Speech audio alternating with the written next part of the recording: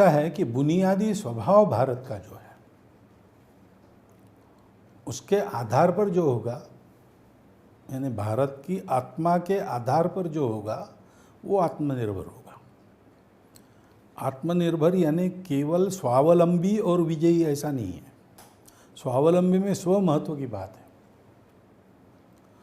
इतनी सारी चीनी मिलें है, हम बहुत सारी शराब बनाकर एक्सपोर्ट बढ़ा सकते हैं, लेकिन वो आत्मनिर्भरता नहीं होगी, क्योंकि भारत की प्रकृति में शराब बनाना नहीं है। तो भारत की प्रकृति मूलता क्या है कि वो एकात्म है और समग्र है, यानी संपूर्ण विश्व के अस्तित्व की एकता वो मानता है। सारा विश्व जुड़ा है, कुछ मेरा होना है तो उसके कारण सारे विश्व का भी कुछ होना है, और विश्व का ठीक होना है तभी मेरा ठीक होना है। मेरा अकेले का ठीक होगा और विश्व पड़ा रहे वैसे ही, ये हो नहीं सकता, क्योंकि हम सब जुड़े हैं।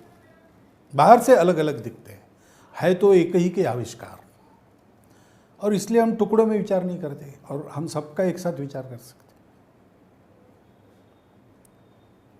दूसरी बात है, हम किसी भी चीज़ का विचार करते तो आगा पीछा और सर्वत्र होने वाले उसके परिणाम ये ध्यान में रखकर विचार करते। इसलिए हम कभी एक्सट्रीमिस्ट नहीं हो सकते, हम हमेशा बैलेंस साध कर एक मध्यम मार्ग पर चलते हैं। मध्यम मार्ग को ही धर्म कहा गया है। ये धर्म की सोच है अपने आप, और वो इस सत्य पर आधारित है कि अस्तित्व एक है, दिखता विविध है। अभी जो प्रचलित व्यवस्था है पश्चिम, बुनियादी पश्चिम है, उसमें पश्चिम यानी दिशा कोई भी हो, उधर से जो चिंतन आया उनके चिंतन के आधार पर है। उनका चिंतन क्या है कि प्रत्येक व्यक्ति अलग अलग है, वैसे ही शरीर मन बुद्धि अलग है, वैसे ही समाज का हित अलग है, व्यक्ति का हित अलग है, सृष्टि का हित अलग है। और इसलिए सुख सबको चाहिए, सुख के साधन चाहिए। ये तो भारत में भी है, वहाँ भी है। लेकिन शरीर का सुख चाहिए कि मन का चाहिए? प्राधान्य वहाँ शरीर के सुख का। शरीर के सुख के लिए जितना आवश्यक उतना मन का, बुद्धि का सुख चाहिए। हमारे यहाँ का नहीं भाई, सबका सुख चाहिए, इसलिए सबके सुख को कुछ न कुछ संयम रखना पड़ेगा। वो कहते हैं ऐसी जरूर नहीं, एक्सट्रीम की तरफ जाओ कोई बात नहीं। व्यक्ति का सुख चाहिए तो बस struggle for existence, survival of the fittest, उससे झगड़ा होता है, दुख उत्पन्न होता है, तो व्यक्ति को बिल्कुल दबाओ। समाज का सुख, व्यक्ति मात्र मशीन का पुर्जा है समाज नाम, तो स्वतंत्रता नहीं आती। जो डॉक्टर अंबेडकर साहब ने कहा संसद में, स्वातंत्र्य और समता एक साथ लानी है तो बंधुभाव चाहिए, और बंधुभाव ही धर्म है। क्योंकि बंधुभाव का कारण क्या है? हम सब एक है, होना नहीं हमको है ही, हम भूल गए, हमको याद करना।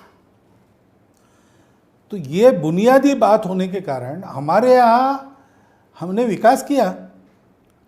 अभी तो रिसर्च है ना कि 1000 साल तक विश्व की अर्थव्यवस्था में हम नंबर 1 रहे।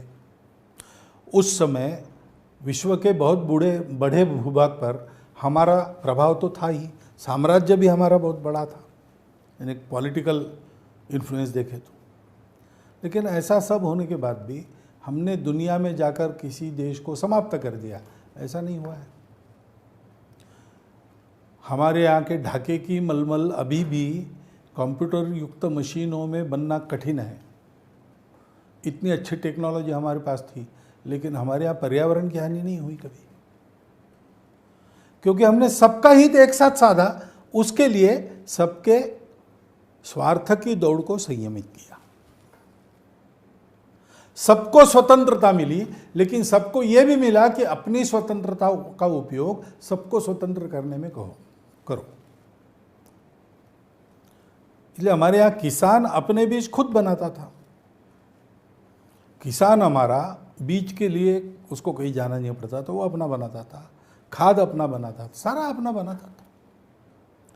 आप अभी देखिए जो हमारे परंपरागत जैसे टूथपेस्ट है, कोई टूथपेस्ट आपको बताती है कि वो सारी जंतुओं को मार देगी, मारती है, केमिकल्स रहते हैं उसमें मारती है। दतौन क्या काम करती है? दतौन मारती नहीं, दतौन रेगुलेट करती है।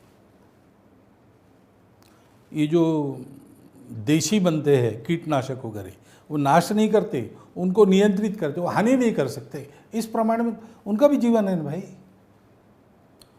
ये दृष्टिकोण हमारे यहाँ बिल्कुल रग रग में, हम जानते नहीं, इतना सहज हो गया है।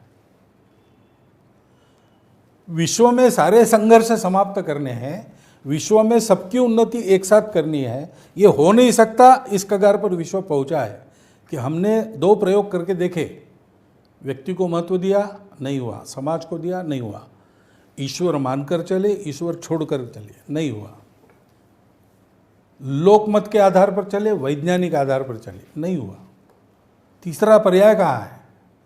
ये तीसरा पर्याय है कि दोनों काम आपने किए, तब आपने तीनों को जोड़ने वाला चौथा नहीं देखा। हमारे यहाँ वो पहले देखा गया। इसलिए अर्थ काम को अनुशासन में रखकर मोक्ष की ओर चलाने वाला धर्म हमारे पास है। शरीर मन बुद्धि को अनुशासन में रखकर आत्मा परमात्मा की ओर उसको ले जाती है। और इसलिए व्यक्ति, समष्टि, सृष्टि तीनों की उन्नति और इन सब का भाव परमात्मा की तरफ बनता है।